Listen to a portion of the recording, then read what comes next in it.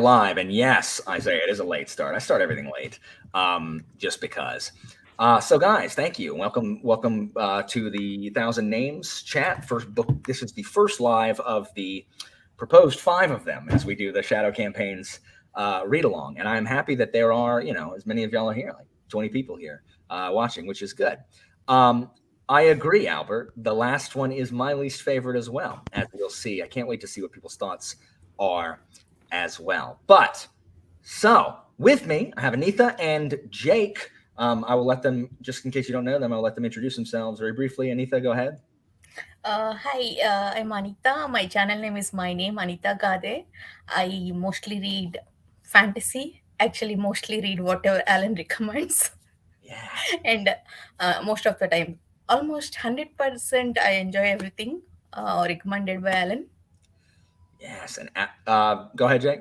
I'm Jake. I also have a channel that is my name because who needs creativity when coming up with a channel name? It's overrated anyways. I tend to have lots of reviews on my channel that are not long because I'm not good. That are long because I'm not good at brevity. And my tastes are. I started out as a nemesis of Alan. Yeah, I know. On everything, and then over time we're just like trending towards, I guess, both being correct. I think once we agree on everything, that'll just mean like we've determined what the truth is about the quality of books. That's how we'll finally determine it objectively. Exactly. So we're approaching that, and that'll be quite exciting.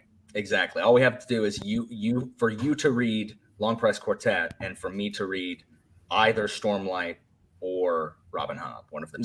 That is correct. Yes. Yeah, that's where. But you already read Tigana. It's okay. Yeah, Tigana is great. I love Tigana. Tigana's so good. I really want to read the like more historically, like. I mean, they're still kind of like this, where it's like changed names and stuff, but like the characters are kind of some characters are stand-ins for real people, while some characters are like original creations. Yeah, it's less magic, but. Yeah, I want to read Sarantine. Like you talking up Sarantine, like has me wanting to read that. Oh, this is the Jake. Don't do it. Don't jump ship onto the freaking Janny Warts train. Like everyone. I don't have time to jump ship. That's what I'm saying. I'm sorry. It's 11. It's 11 books. It's a lot of books. I only am doing one big series at a time. So it's Black Company, and then it's The Expanse, and then maybe Janny Warts. I'm eager to see what you think of the end of Black Company, like the Glittering Stone books. Anyway, so we're going to talk about 1,000 Names, Book 1, Shadow Campaigns, right here. Boosh. What does y'all's look like? Oh, good. Boosh. Mine. Oh, we're going to the same one. I picked this up on a freaking lark. I remember when I picked this up. It was 2018. And I was in DC and I needed something to read. And my friends lived like right down the street from a Barnes and Noble. So I walked over there to try to find something. And I picked up Dead House Gates, which I had read before, but my copy was like lost or destroyed or something. So I picked up Dead House Gates and this. And I ended up reading this first before I restarted Malazan. And I read books 1 through 3, and then book 4 had just come out. So it was in hardback. And then I had to wait like 4 months for book 5 to be released. And then I bought that like the day it came out. And I, as I'm reading this, am remembering like plot points and stuff. But this is like long before, I had joined BookTube. And so I wasn't as familiar with the fantasy genre like as it was. Because, before I started BookTube, I'd mostly read Pratchett and D&D books. And then, Malazan and a scattering of other ones. But now, I'm on my quest for Flintlock. Now Flintlock's my jam. Like Flintlock and military fantasy is my jam. And so reading this, like knowing how much I love Flintlock and military fantasy, and I had just finished a Sharp book as well. I was just like, this is so good. Like, I love this freaking book. So we're going to talk non-spoiler first, and then yeah, I'm assuming that this is this the Steel Ghost? Like, is that who this is supposed to be, I guess? I guess so. As you can tell by the dual wielding, this is actually Tao from Rage of Dragons, because he's the only one who's ever done that. That's right. He invented it. I forgot about that. Anyway, so this book is like, this is the Napoleonic Wars. It's the freaking Napoleonic Wars. He says it in the foreword, in the acknowledgments. And when I first read it, I thought that I mistakenly thought that this was kind of a combination of France and England. But this time I'm like, no. This is definitely the French army. This is the French military. And because the problem is the Thousand Names feels a lot like Britain's India campaign over in, where they've got leagues of, crap where there's no supplies or whatever. But like reading it this time, they're definitely the French, and Janice is Napoleon. Like Janice is supposed to be Napoleon. I'm fairly certain. I need to get Wexler on here and like ask him. So anyway, what were just some overall thoughts, non-spoiler thoughts? What were y'all's thoughts? Anitha, we'll go ahead and start with you. Okay. I haven't read many military fantasy. I just started reading them. I liked Guns of the Dawn and Shadows of the Apt. So I am kind of new to the jargon, but I enjoyed battle strategies a lot. It's not focusing, Alan. I know. I'm trying to get it. Just keep talking. Okay. Battle strategies in this book are my favorite part. They're not gory, or the focus is on how they're attacking or how they are defending. That is my favorite part, and I'm really surprised how good Wexler is about his characters. I wasn't really expecting that. All three main characters, Winter, Marcus, and Annis, it's really good to read about them. All three characters are different main characters, and Annis is lively whenever he's on screen, and Winter and Marcus are perfect, and even he shelled out secondary characters really well. Those are my main pros. I do have one negative point which I go into detail in spoiler section. Okay, cool. Jake, non-spoiler thoughts. I enjoyed it quite a bit. I don't read a huge amount of flintlock fantasy. I tend to enjoy like more creative problem solving and characters who it's like I can see a situation and I can kind of think to myself, okay, what would I have maybe the pieces to figure out how to get out of the situation, and then like characters get out of situations in a way that I could have thought of but didn't because I'm not as smart as the author is. And I thought the tactics and the battles were really cool. I think it did a really good job of keeping a pretty focused cast. You would expect like army versus army giant battle could be a little almost like Malazan-esque or Wheel of Time-esque where it just throws characters at you. I didn't count, but I would suspect they're under 20 like relevant named characters who aren't throwaway, with probably like 7 of them getting the majority of the focus. Mm-hmm. And yet it didn't feel artificial, and it could have, I think, felt very artificial to focus on them, but it kind of felt normal. There's also some things that annoy me, but it's like when characters interact and it's just like, this is just because they're both the protagonists, they wouldn't actually interact here. And I never felt that here, even though Winter and Marcus started pretty separate, but their plots obviously ended up interacting quite a bit. I thought the way it all came together was really cool. And it didn't like blow me away. It's not like one of my favorites ever, but it was like, the fact that this isn't one of my favorite books ever, and I still enjoyed it quite a bit, is why reading's like my favorite hobby. So yeah, I mean, and that's awesome. This is like shot this up as far as like for me just reading it. Like I don't remember liking this book that much or as much as I did this time when I read it. There's not a ton of Flintlock out there. There is some. And most of it is obscure. Like most Flintlock is obscure. But this right here, the 2 big names that you hear with Flintlock, you hear Powder Mage, and every now and then someone will say Shadow Campaigns. If you look on the Goodreads review, Promise of Blood has 50,000 reviews. This one has 18. So, I mean, Powder Mage is a pretty distant, has a pretty big head start on Shadow Campaigns. I don't understand it. I don't understand how Powder Mage is as popular as it is. It has to have something to do with the Brandon Sanderson connection and the I guess the hard magic system or whatever that people are in love with, because this is so much better, in my opinion. This is such a better indicator of what Flintlock fantasy can be.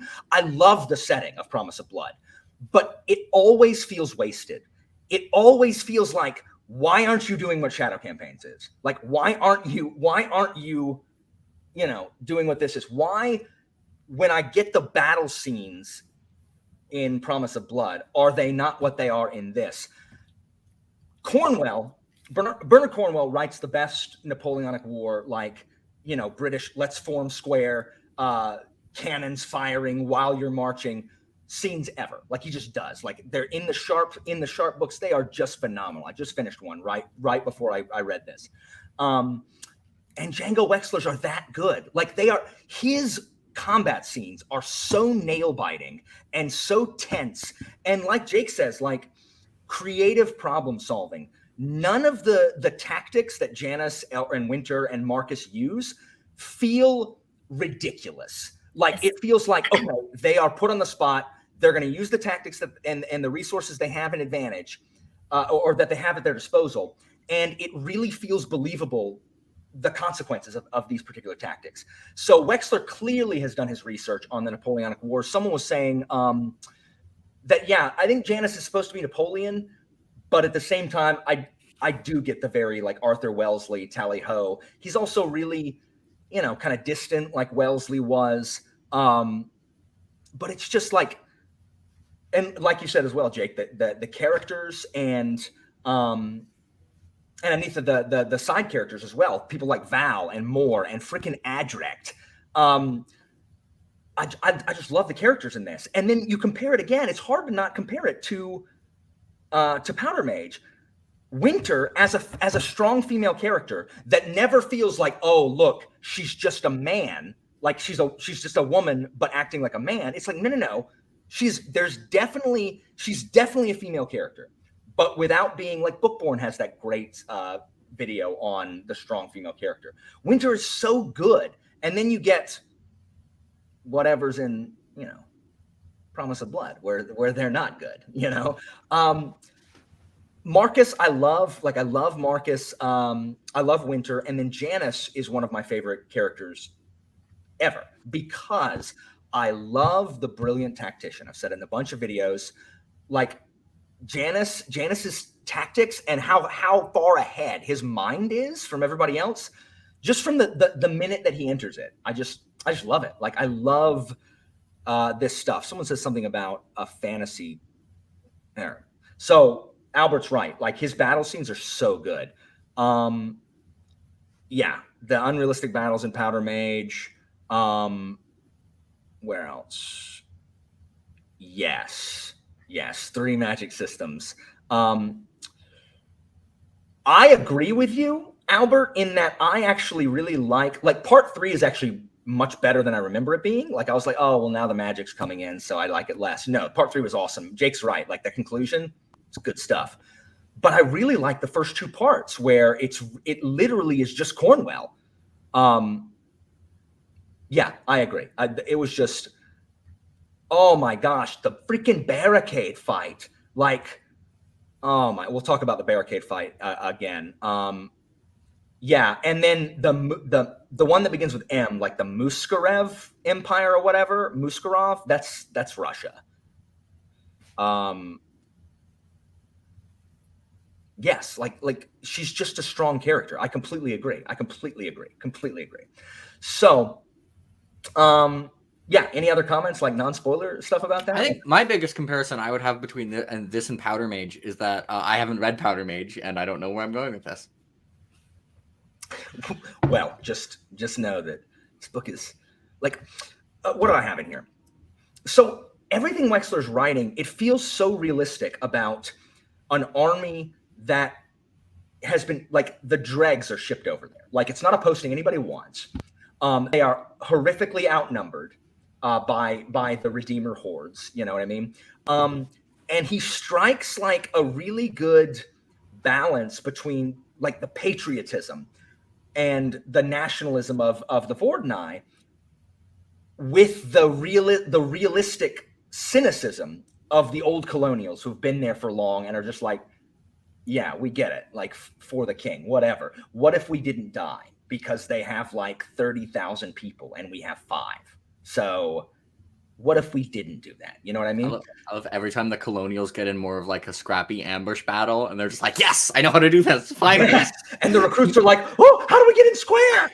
Like, just if you got 4 people, you should know how to make square. I like that line. I don't know why. I really like where it's like, as far as I'm concerned, if you've got 4 people, square. Exactly, you know how to make a damn square. And those tactics are freaking give them hell. Give them hell, the cavalry officer. While reading this book, I was remembering a scene from a book that involves I was like, it involves like a preacher who deals with the cannons, and I thought that and Give 'em Hell were the same person. And I'm like, what book is that from? And I was racking my brain. I was about to go on Discord and on YouTube to ask. And then I got to Give 'em Hell and Preacher in the book. And I was like, it's from these books. Oh, anyway, there's just some scenes that I remember with like Preacher and the Cannons. And I don't know. I'm just Albert. I'll tell you when we're done, because you've read the whole thing. But so yes, he is the lunatic, the lunatic one. Yes, making the murder holes in the houses, like punching out walls where they can shoot. I also love how it uses like psychology, where it's not just like a total war game where the more damage you do over time, like the morale of the enemy troops goes down, and like the where it's like, you know, if shock value actually matters for people, and a lot of time, you know, people run from battles like a lot. People don't generally fight to the last man if they can run, because believe it or not, in battles historically, people have tried to not die, and yes. It actually, like, they're like, oh, we're outnumbered. And a lot of the, like, grand strategy, not so much tactics, is around just being like, all right, this is going to be really damn unpleasant if you're going to charge us. So how about you just run? Yeah. Marcus feels a lot like Ney in the fact that, you know, he was not a noble and, you know, has been promoted up to captain. I have read the whole series and Albert has read the whole series. Anitha and Jake have only read book 1. And I haven't read Powder Mage either, so I don't know all these comparisons. Yeah, it's Albert's saying what I was about to say about morale. I really like how Wexler talks about, because I talk about this in my history classes when I'm talking about the ancient Greeks and the fact and the Romans, that morale has such a huge effect on really anything. Let's just like, why do teams play better at home than on the road? Because of the morale, because of the, you know, the people cheering or booing or whatever. And why, when you're on a hot streak, do you continue to tend to play better than if, you know, you whiffed the last 2 passes or whatever? Then it's like, well. And it matters even more in a battle, because running away and abandoning field isn't actually a thing in a hockey game, but it is in a battle. Seriously. Brett says, yes, absolutely. Like, Wexler does he just writes these battles so well, and they are so engaging, where it's not just like troop formations and numbers. Like, I think he does. This is the thing I really like about the dual perspective between Winter and Marcus, is by splitting them, he keeps us with the action. Like, you know, Marcus is close to Janice, so we get kind of that side, but Winter is, you know, with the troops mostly. So we also get it from that perspective without it feeling forced. Like you said, Jake, with like, you know, them forcing the 2 POVs together. And it also lends itself to some suspense, like the battle of the, you know, when Marcus is holding ground at the village by the wharves, and we're just like, okay, so where is the other army? Where's the other army? For morale, I have my favorite historical example, because there's a Historico Civilis, and it's like Octavian's first battle, and I was watching that series, and I was used to Julius Caesar tactics and strategy, where everything made sense. And this one, he ended up winning because the other army had reinforcing cavalry show up, and that army was like, oh crap, the enemy cavalry is behind us, and ran. And then the general was like, no, I lost. Yes, at Philippi, where Cassius thought Brutus was like running or something. Yeah, Or vice it was versa. like the biggest disaster battle you'll see, and it was pretty funny because it's like, Caesar. I was used to Caesar battles, and Caesar does not make those mistakes. No, he does not. He does not. Caesar, so good. Yeah, all it takes. It's just That's the comment that reminded me of it. Like if they hear cavalry behind them, and it's actually their own cavalry, but they're like, it's so good. It's what other non-spoiler things do I have here? So what did you think about the fantasy elements without spoiling too much? We'll get into that in a minute when we talk about spoilers. Can you talk about without spoiling? I can say I thought they were quite cool. Yeah. I mean, though first 2/3 of the book we don't get any fantasy elements, it kept us occupied. Also, we got some hints about what kind of fantasy is there through one of the characters until they reach that end point. Yeah. I mean, this I think. Oh, sorry. Go ahead. Though there isn't fantasy until 2/3 of the book, I did not mind it. I completely enjoyed it. And after that last 1/3 of the book, it didn't reduce my enjoyment because of those fantasy elements. I mean, it didn't make any difference to me because of fantasy or no fantasy. It was very smooth, the transition. Yeah, I liked that it was low magic also, and I think it was weaved in pretty well. I think the magic makes sense with the world, with what we know about the world so far.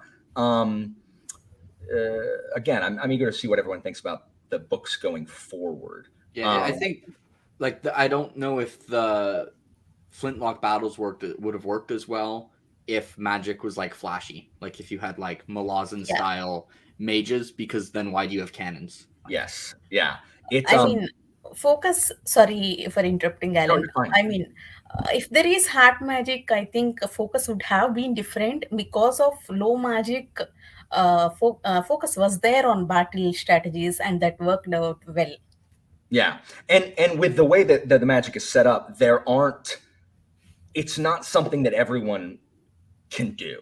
So it's not like we're gonna see armies of mages. You know what I mean? Like so that's good, because otherwise, like again, like those flintlock battles would not have been as exciting. Like, well, they would have just been so different. Like they would have been unrecognizable. They might have been as good. Like there are certainly high magic battles I've read that are awesome. It would have been a completely different book. Yeah, I completely agree.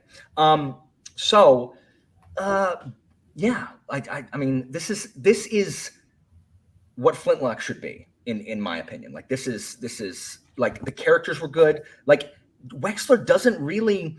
It's not like heavily focused on military tactics at the expense of characters. Like he did such a good job, and this is why I like Sharp so much.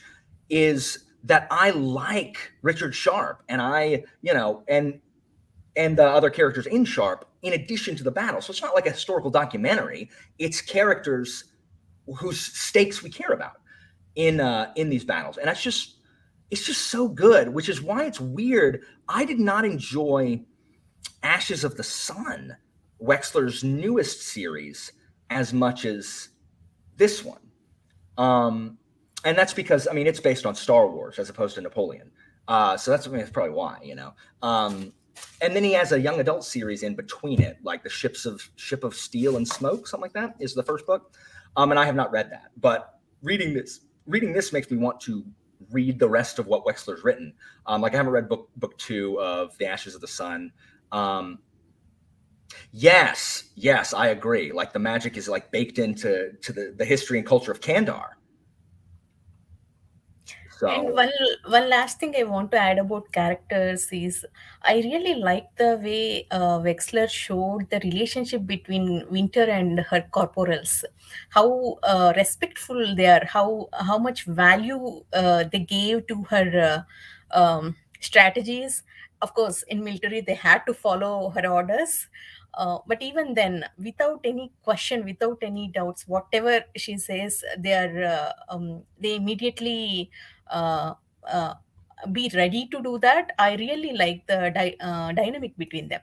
Yeah, I agree. I agree. And it and they're all recruits. Like none of the colonials like will listen to her at all. It's just it's these new fresh recruits that get assigned to her. So let's talk about spoilers so we can talk about these characters in depth and some of the battles and like the strats that are used and the outcomes and stuff like that. So we're going to talk spoilers. If you are interested, if you like military fantasy, or like the Sharp books by Cornwell, like you like historical fiction in the Napoleonic era or whatever, this is for you. If you like Flintlock, like if you liked Promise of Blood, like if you liked Powder Mage, you should read this series. If you haven't already, you definitely should. And maybe if you didn't like Powder Mage. Yeah, if you didn't like Powder Mage but are interested in Flintlock as a genre, read this series. I 100%.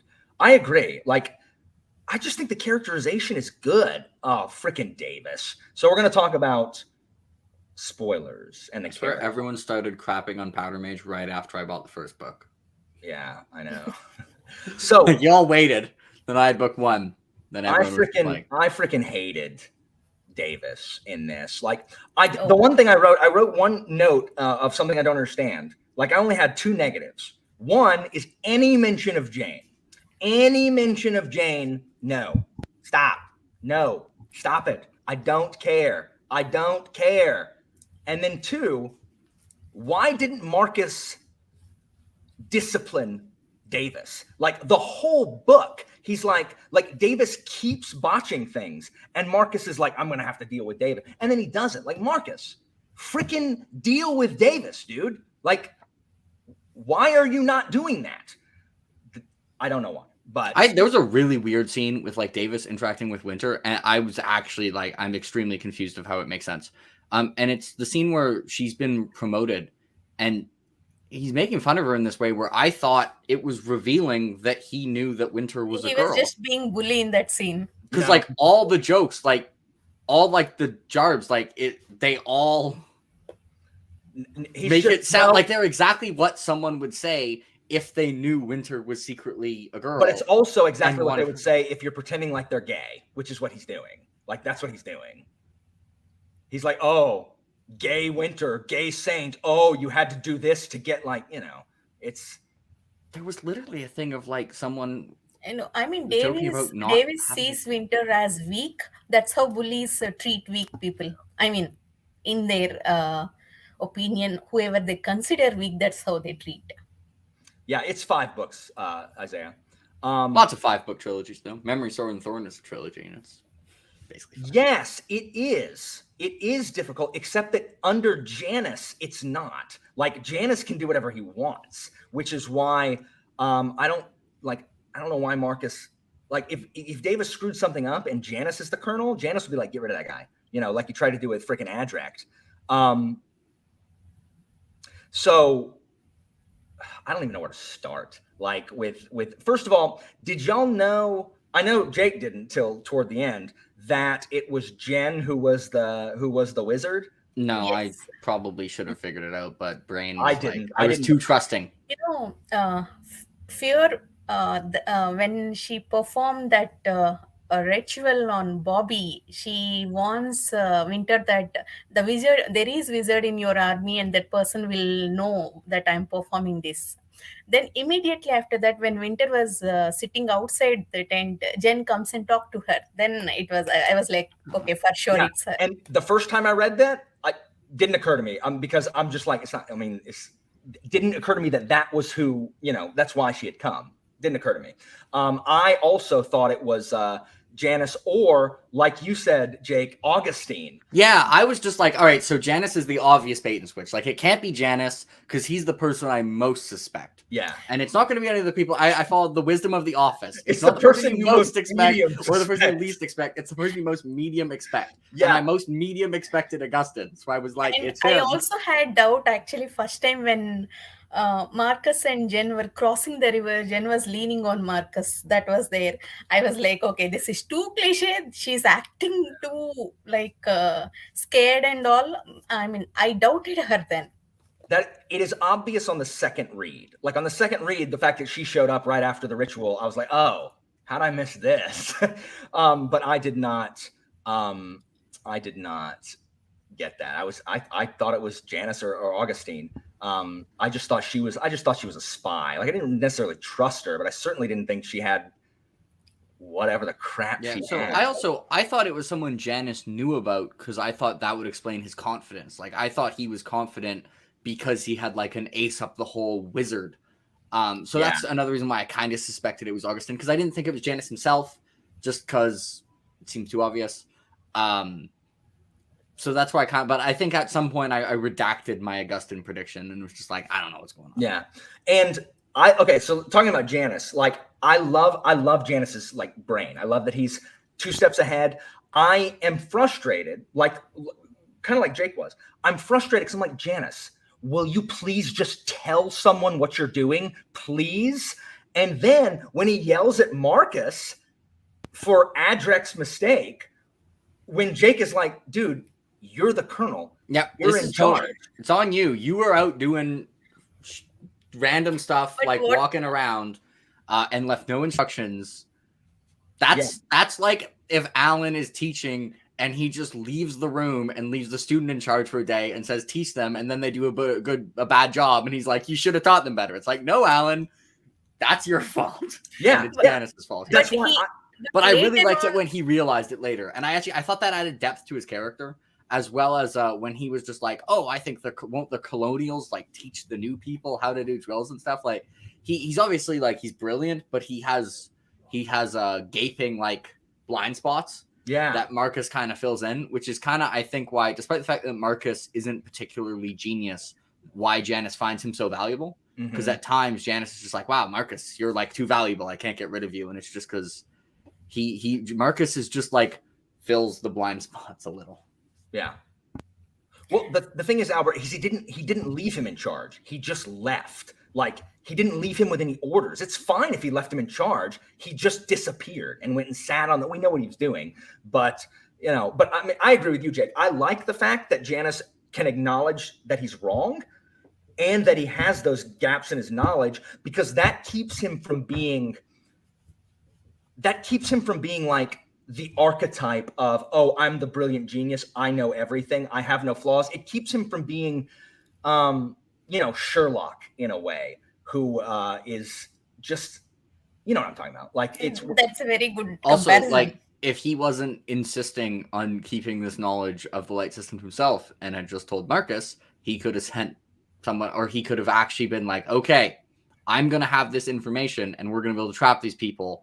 All we have to do is not die for the next few days. We don't need to strike any quick, because Marcus was under the impression that the problem they were having is that they couldn't get the enemies to engage. So any engagement where you can get a straight up fight seems like a good idea, because if you don't fight at all, from Marcus's perspective, you're going to wander around the desert for 2 months and then die of thirst. Yeah. But Janice had this extra information. So Marcus's decision based on the information I had to make a slightly more bold play is pretty reasonable. And if Janice had just communicated that to him, Marcus could have actually been like, okay, and if he'd actually communicated that to his captains, they could have just been like, okay, we can chill.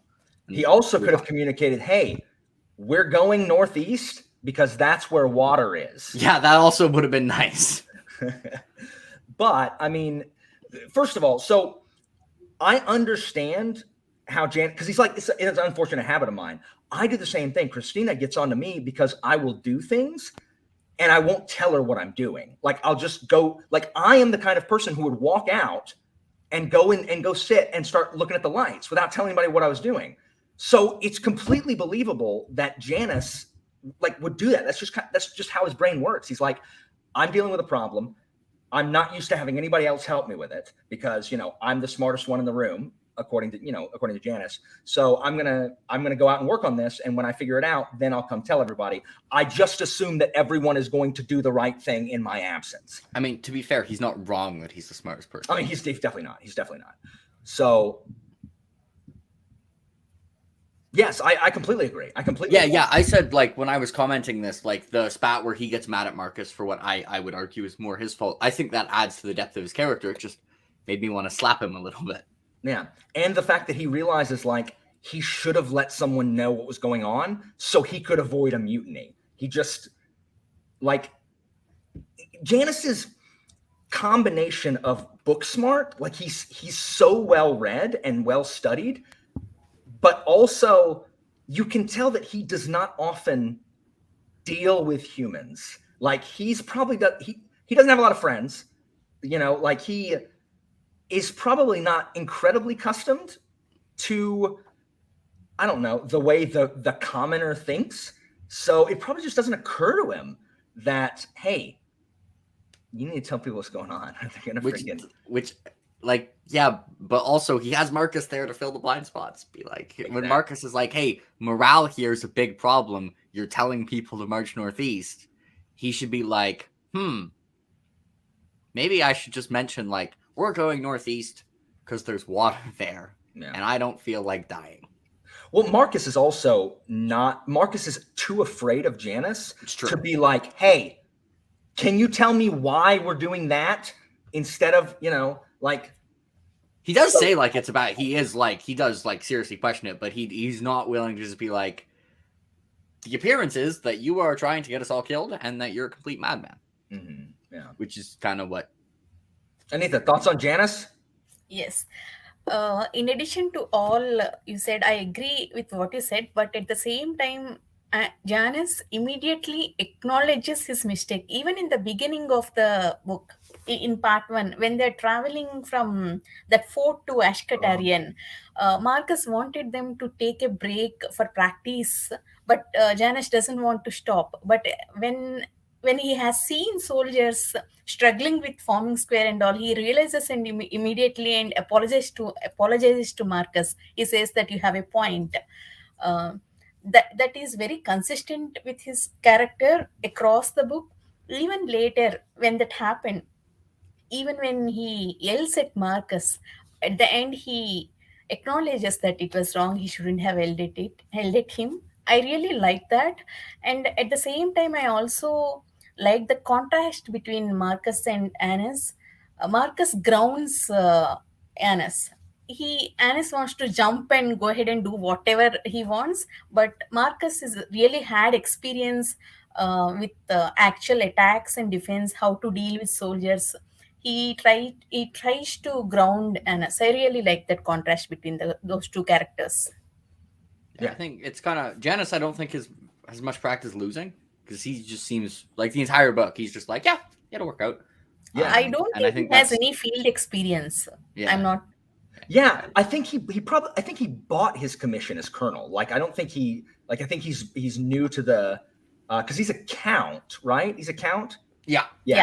And so I think but he does have experience in the government somehow with Orlanco. We know that him and Orlanco have a history. And I think we learn more about that later. Yes. So his experience when Janus finds the scorpion is like, oh my gosh, neat. That reminded me of when Alexander the Great went to Persia with his army. He shipped specimens of animals and plants back to his teacher Aristotle, who was, writing a freaking textbook or encyclopedia. And Alexander was so excited when he saw peacocks for the first time in Persia that he immediately passed a law, making it a capital crime to harm a peacock, because he's like, oh my gosh, look at this bird. And so no one could mess with a peacock. And he was so excited. So I was like, dang, look at Janus. Also, I don't think Anitha, I know Alan hasn't read this, but if anyone in chat will know what I'm talking about, Janus kind of reminds me of a character in the later half of Codex Alera, which sparks joy in me because that's cool. I want to read that.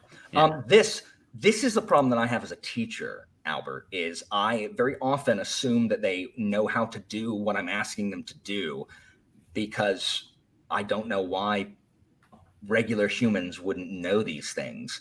Like how to form square. Come on. Like which months of the year have 30 days versus which have 31. I just assume that they know that. I'm not right, but I just assume that they do. So I don't know. I just love Janus. He's so brilliant, but also more than just that. He's more than just the cold genius. And then we've got Marcus, who we say grounds Janus, and he's there because of Adrect. He followed Adrect because Adrect pulled him out of, whatever his funk was after his family died. And that relationship, like, I like what this book has to say about loyalty and following orders. I'm about to say, I mean, it has various shades of loyalty. Mm-hmm. And like, because loyalty can be toxic. Like, how loyal are you supposed to be to someone? Like, is Marcus loyal to Adrect longer than he should have been? So here's the slight thing with that. If Janice had just been like, we're going to water, then there'd never be a mutiny problem, and it would be like, it would look like Marcus was loyal, like, for a good reason, and that would not involve him actually doing anything different up in that point. It would involve someone else doing something different out of that point.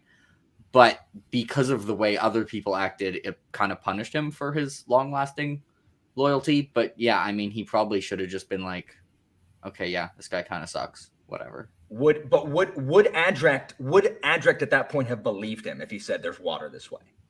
Like, I don't think they would have believed him.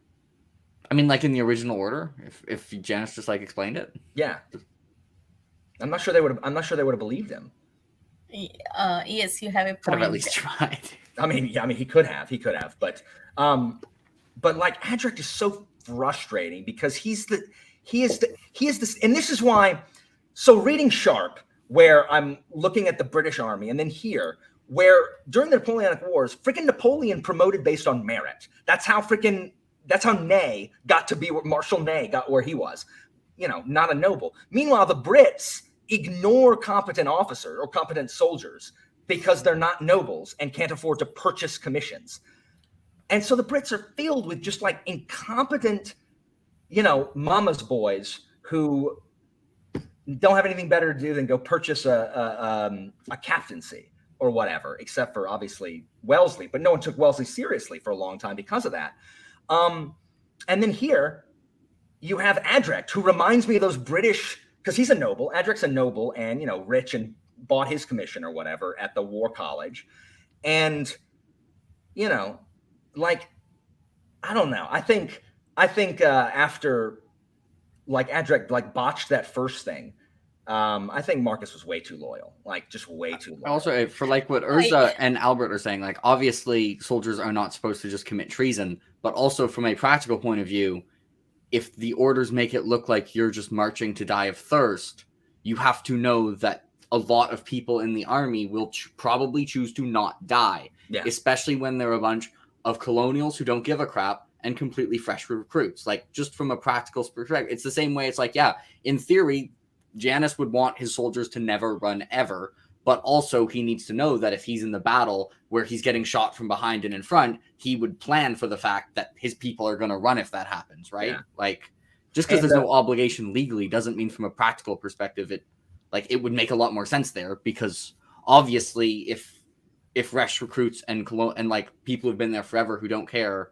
like the perceived orders is just look like certain death. Like, they're just not going to do it. Yeah. But I mean, it's the officer's job to trust their commanders. Like, that's their job. Like, the grunt can witch and moan all he wants. Like, you follow orders. And I get it. Like, it is a smart thing to do, but at some point it becomes a slippery slope to where people expect to be told, and then it becomes a problem when you need people to do something quickly. You have people questioning your crap instead of doing it. And I completely understand. Like, just freaking tell them and it'll work. But at the same time, like, you're undermining the ultimate authority that's supposed to stop with the freaking colonel, and then, and then Marcus, and then whatever. The probable death of mutiny does not matter to people who think if they follow your orders, it's certain death, right? That's true. But I don't think Janus ever thought they were going to mutiny. I thought they were just going to trust him. Because at that point, Janus had delivered them so much victory, I think he just assumed they were going to go along. Or maybe he was just like, it's an officer's job to not question their commander, and assumed that they would follow the letter of the law, when, like, I think if he'd asked Marcus would have been like, yeah, these people, they don't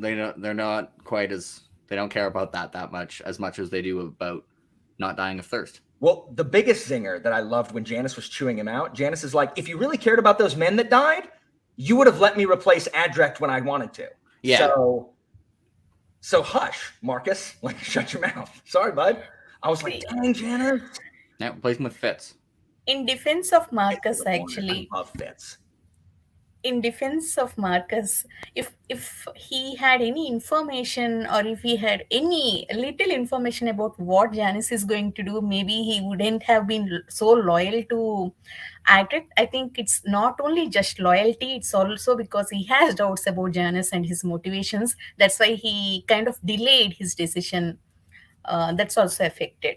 Yeah. Jack, I'm just quickly writing down the timestamp so I can get Evie to gif you saying I love Fitz. Just 1 second. I do love Fitz. It's because Fitz So is the for a farcier while- protagonist. For a while, I remembered the mutiny, but I forgot. Like, I couldn't remember if Fitz was part of it. I was like, does Fitz betray Marcus in this? Like, I couldn't remember if that happened, and it didn't, thank goodness. But like when Fitz was like right before the whole thing happened, I'm like, is Fitz going to like, because he's part of it? I'm like, wait, no. And fortunately, I was right that he was not. But I couldn't remember if Fitz was part of the mutiny to start with, and then he got, was about to get killed, and I'm so glad. I couldn't remember if he got saved either. I was like, does freaking Fitz die? I love Fitz. So anyway, yes. I mean, yeah, I get it. So we haven't talked at all about Winter and her stuff. So we've talked about the command structure and then Marcus and dealing with that.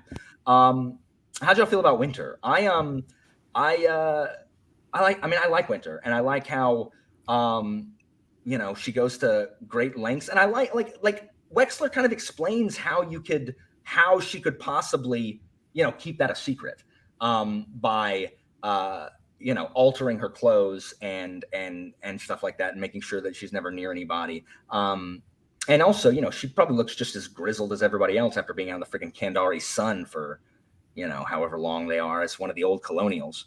I like the attention to detail when they think they're going to be low on water, and Winter was worried about everyone else being unshaven, because then it would be really noticeable that she was clean shaven when obviously she hasn't shaved recently. Yeah.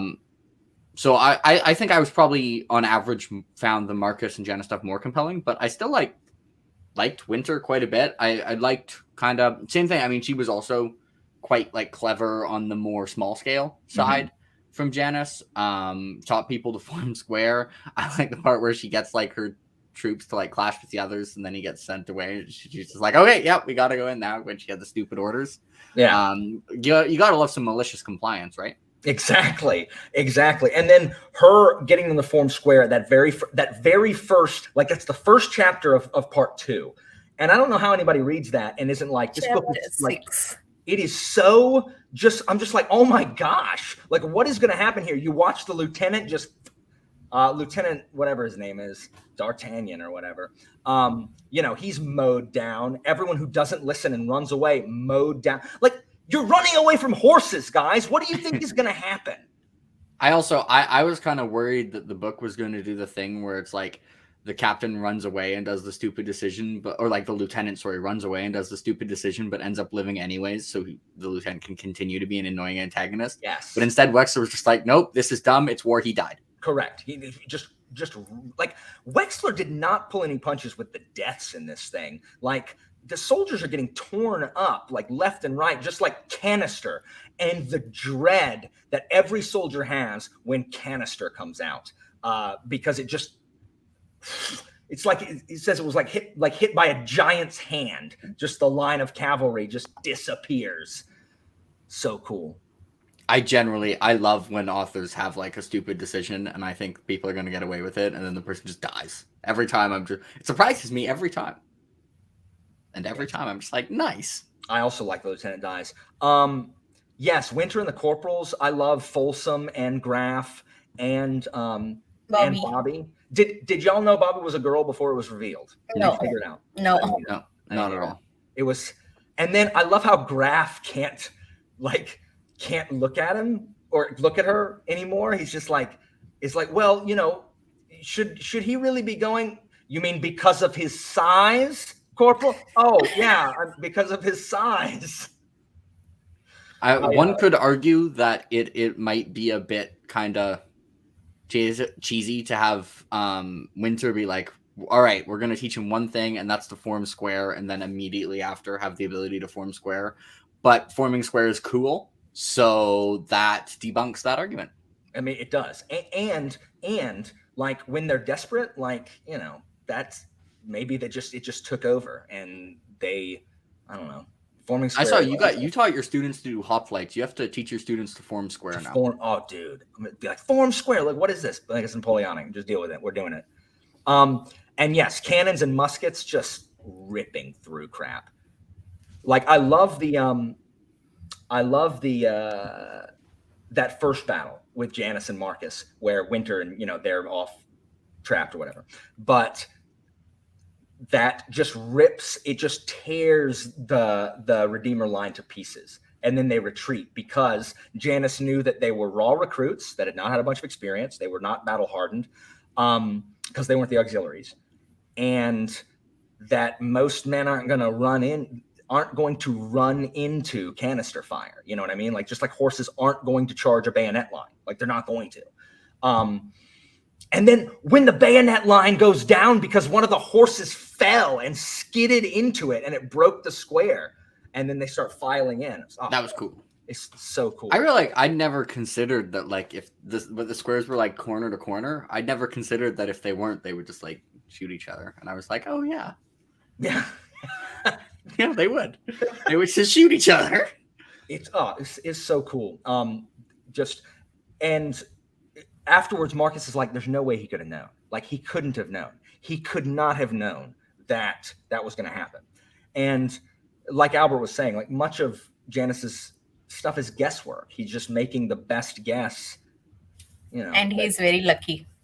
And he understands the morale aspect, because Marcus is just thinking Marcus is thinking we win this battle by defeating all the enemies. And Janice is like, well, there's a lot of them, and that seems like a lot of work. What if we just scare the crap out of them all at the same time? Yeah. And so Marcus is like, we're not killing people when we could be killing people.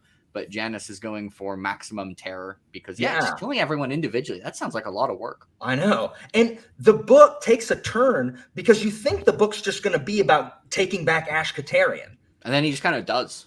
Yeah, at the end of like the second part, they just after the beachhead battle and then the barricade, and then Marcus, like, I'm like, Janice, where are you? And how pissed Janice is getting because they're delayed. Like, they have to leave Marcus in the lurch.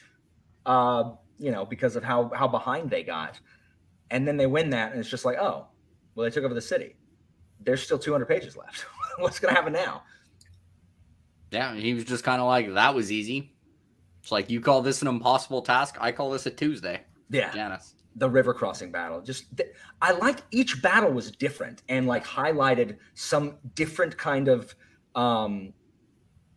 improvisation or tactic that they had to do, because Janice had the overall plan, but then Winter realized it was her idea to do the barricades because the barges were taking too freaking long, and then it was Marcus's idea to, you know, settle in the houses and try to hold out, trusting that Janice is going to come. So I just thought those battles were awesome. Yeah, and I like how it showed how important, like, having useful subordinates was. Like, it's not just the person at the top. Because, like, as smart as Janice is, if like his sub-commanders were completely useless, like, they would have lost. Like, it wasn't just he was willing to take risks, but also Winter with the barricade. Like, Winter could have just been like, okay, this is bad, screw this, I'm out. And they would have been in trouble. But he had the preacher with, like, the guns as well. Like, he generally, having, like, useful subordinates was pretty important. It wasn't just one guy ruling. And then even preacher, even his, like, underling is competent, and so was running stuff because it was his underling that was with Marcus. Preacher wasn't with Marcus at the beachhead or at the wharf town or whatever. Oh yeah, that's unfortunate.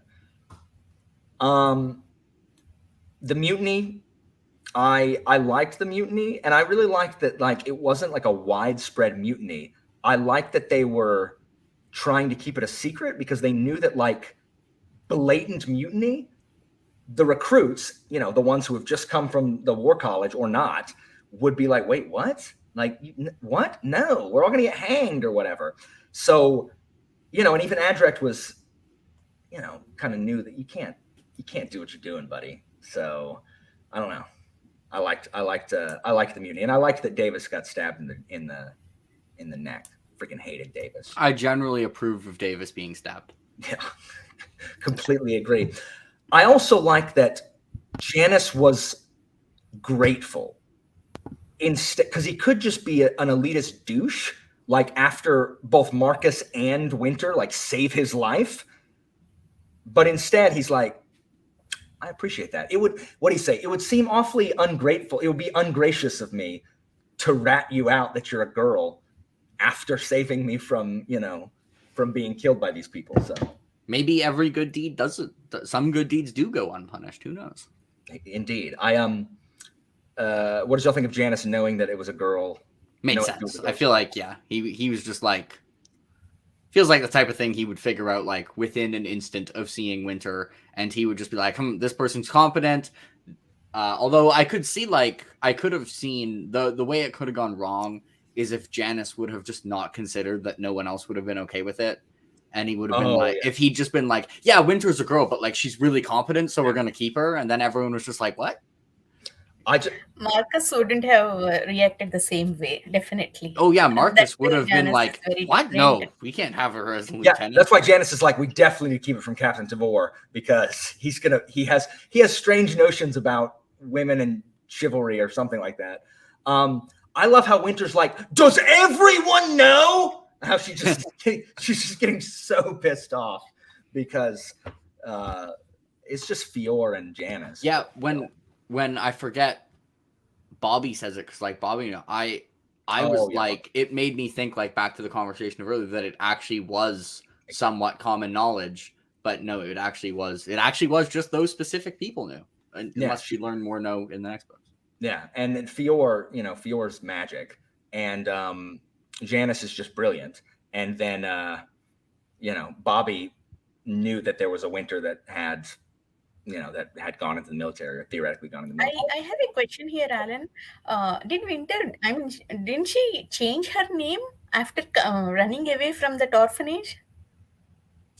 No. She was given the name Winter when she entered the orphanage. Yeah, why didn't she change her name when because of what Bobby says? Apparently, Winter's a pretty common name. That's why.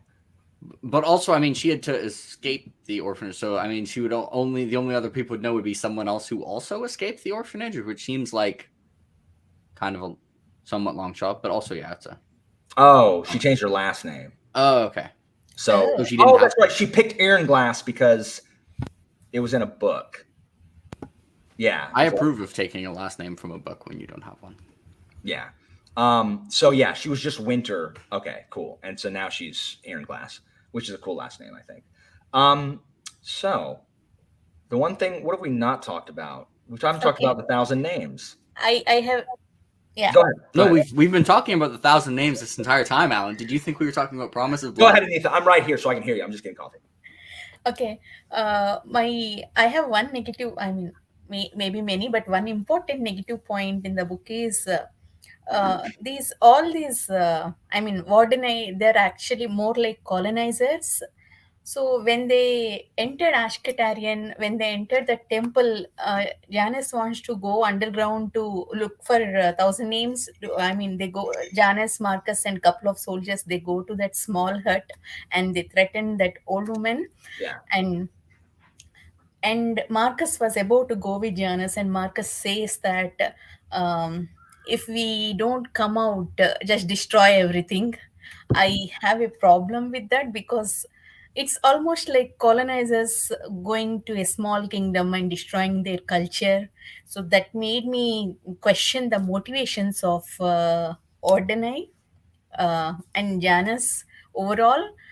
Even in the last battle, they destroyed the temple entrance and enters before the zombie attack.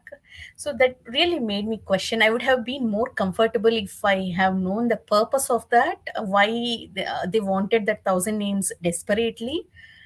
If there is a greater cause for that, I would have been happy with Janice, but we don't get any information, so I wasn't comfortable with that. Overall, Janice putting entire army at risk for the 1,000 names. Yeah. And I think that's the problem that Marcus is still having, is like, why is this so freaking important? And I mean, you do find out, but in this one, all you know is that he wants Orlanco to not have it.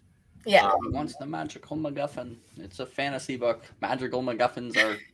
I also like that kind of started Janice's kind of being a bit more bitter and being even more secluded when he was mad about not getting the 1,000 names. Like, I think before that, the only real mistake he did was being like, they'll figure out formations and stuff. Yeah. And after that was when he kind of started being a bit more like bitter and secluded. So I think like Janice's somewhat obsession with the 1,000 names kind of led to showing more of his kind of flaws as a character. Yeah, absolutely. Not practical flaws, because assuming people will know formations is like an intellectual flaw, but it's not a moral flaw. Yeah. I think like him getting obsessed with 1,000 names showed more of his like moral flaws. And his willingness to literally put that woman to the knife.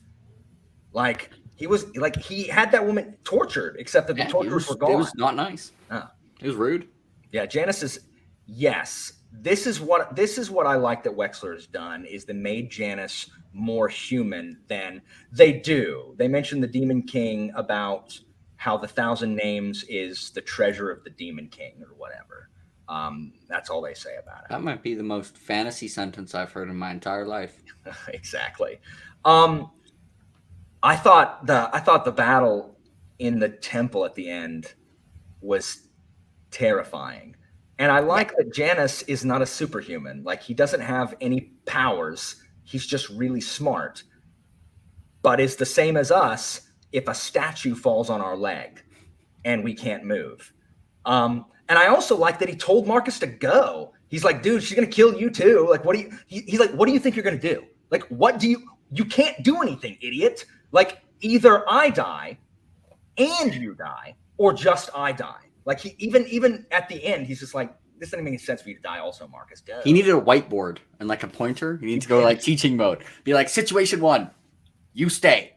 I die. Exactly. You die. Situation 2, you run. I still die. You might live though. Exactly. Situation 2.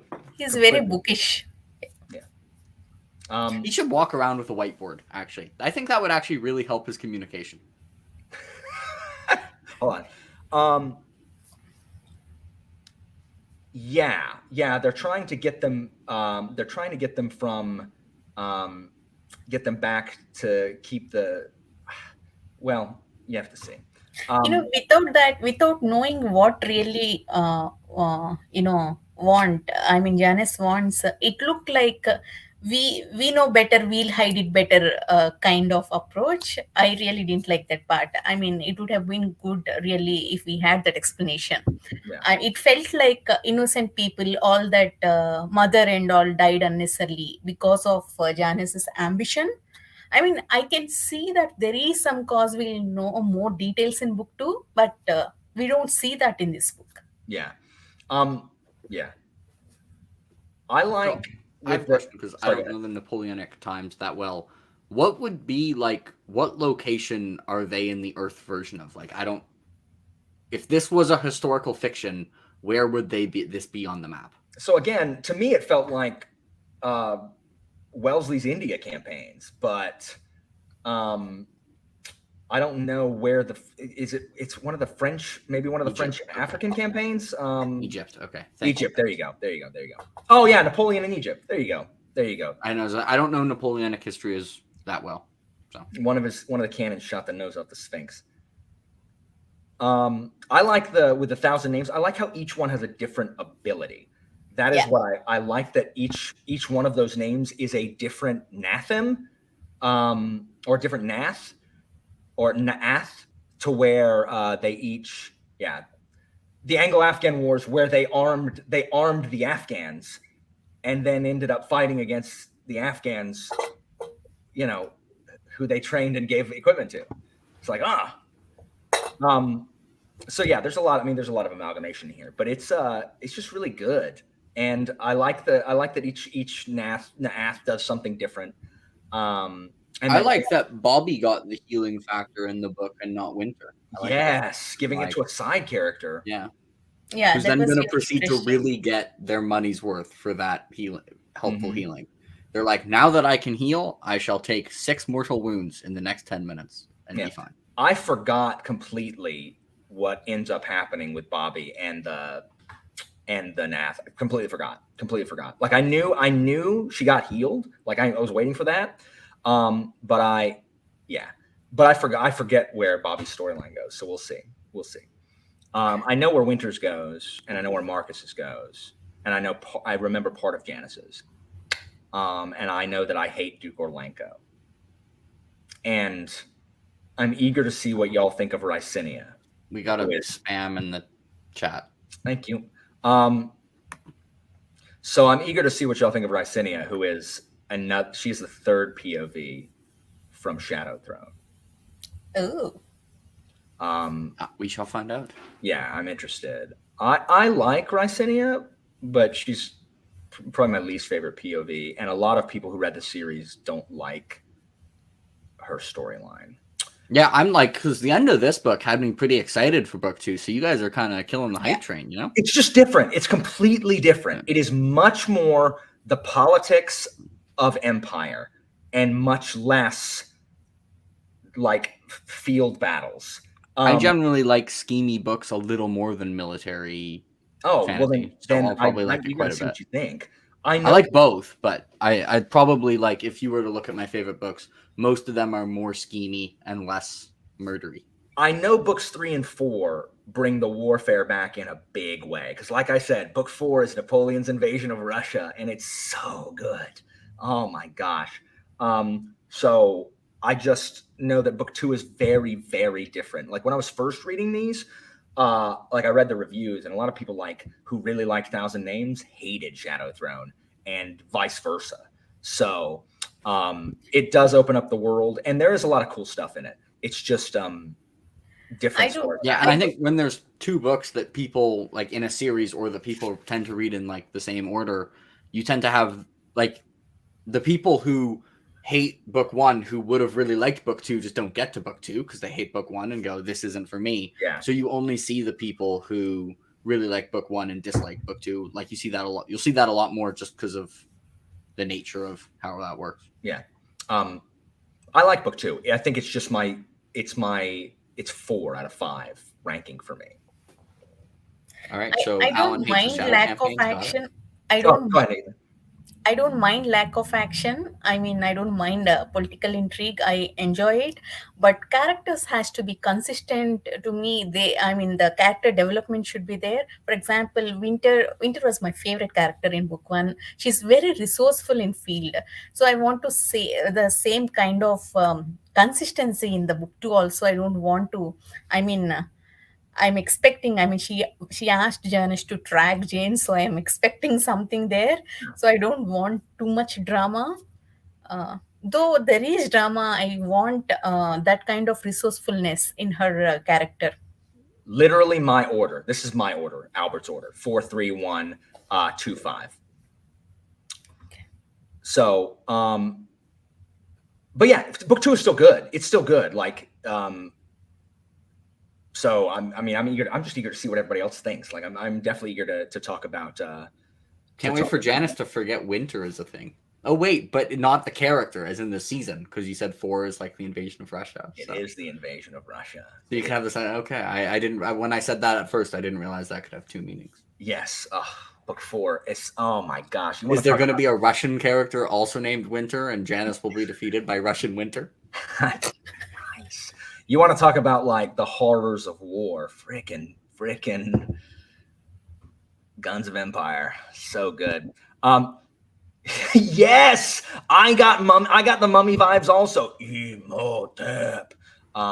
Where they're just like obeying, I guess, not them of not of her brother, of the other one. Not her brother. Her brother had like super speed, strength, assassin skills. Caught bullets. Oh yeah, the guy that can catch the bullets, but then gets wrecked by Jen and her whatever she has. She reminds me of did you play Elden Ring, Jake? Anitha, either of y'all play Elden Ring? Oh, well. It reminds me she has the beast claw abilities or whatever. She's like just from the ground. Like it's the Dresden thing. You might be fast, but are you faster than the speed of thought?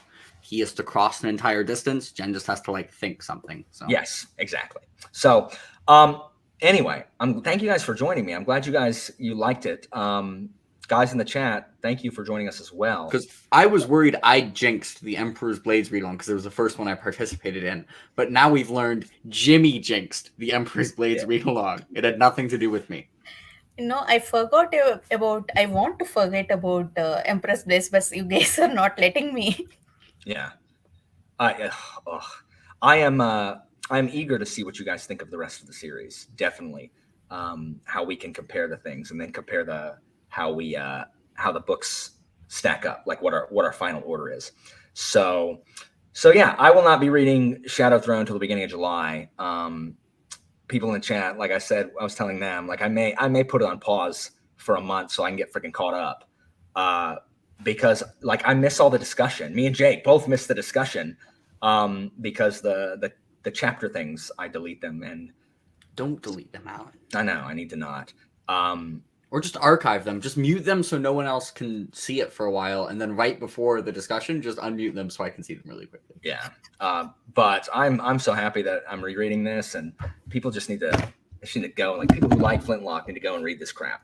So anyway, if you're not subscribed to both Anitha and Jake, both their information is down in the description. You definitely should. Do you guys have any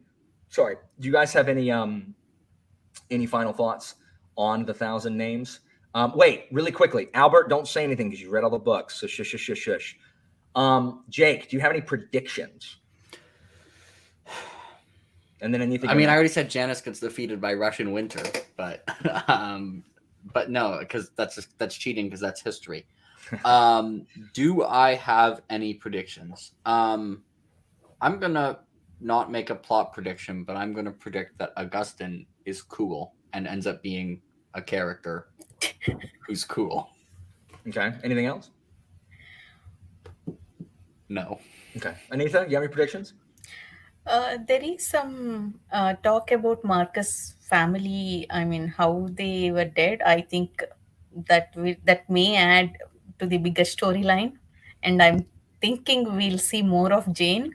Oh yeah, Jane will come back and be annoying. That should be a prediction. Yeah, I just hope Winter will come out of those clutches soon. We will see. Alan, can you just highlight the second from the bottom comment, please? Yeah, thank you. Where I make predictions. I love making predictions. The point I can't make predictions in this one because I've read them, obviously. I just want to add one point, Alan, if you don't mind. Go ahead. The author called the Redeemers as savages, but he only told us that. But actually showing these people after that destroying Redeemer's army, these people acted like savages, actually, destroying, pillaging everything. That really, well done, actually.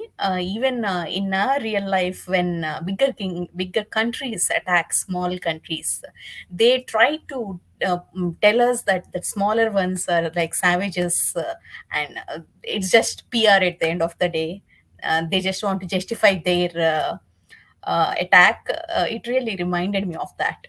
Oh yeah, you're talking about when the fourth lost control and just wrecked that encampment. Yeah, soldiers are not known for their restraint when they take a town or city. Who freaking said that? Someone says almost that exact same thing in there, Jake. Where it's Adrect, because it's his dudes that do it, because he goes back. Marcus is like, dude, like, what are you freaking doing? And Adrec says something to that effect. And then Marcus is like, oh crap, like Davis and my guys were in that too. And then Janice is like, I'd like you to arrest Captain Adrec, please, or Captain Roston. And which I wonder if that led to the added loyalty, because he kind of had guilt because he felt like he was partially guilty for the same thing Adrec was. Yeah. Also, Albert, I have been trying to pressure Alan into reading Empire of Silence for a long time. I don't know if you noticed this. Pressuring Alan into doing something makes him less likely to do it. Exactly. So it's I've stopped because it has the opposite effect that I would like. Yeah, it's the real problem is if it was not, and I realized that 1,000 Names is 600 pages. That's what someone tried to tell me. Alan, what about the Year of the Short Book? That's what I said.